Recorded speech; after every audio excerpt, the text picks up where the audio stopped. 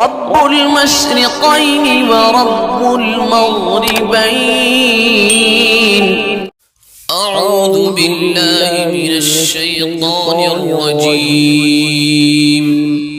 بسم الله الرحمن الرحيم.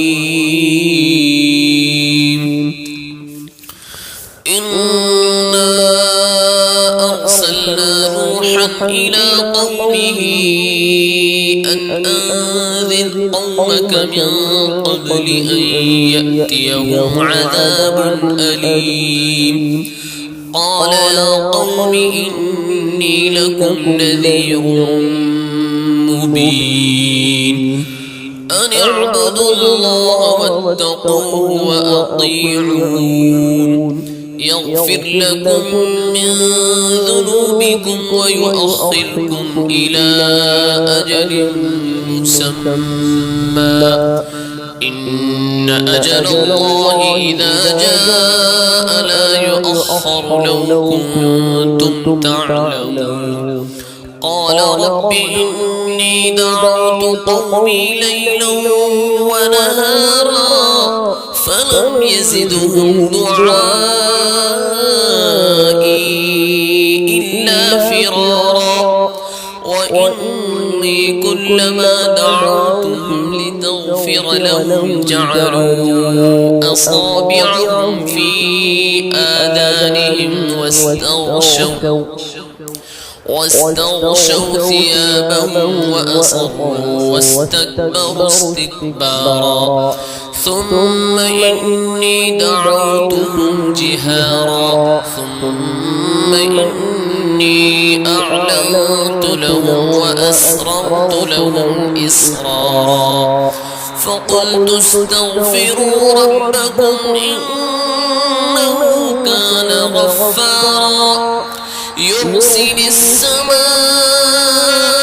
عليكم مدرارا ويمددكم بأموال وبنين ويجعل لكم جنات ويجعل لكم أنهارا. ما لكم لا ترجون لله وقارا وقد خلقكم أطوارا.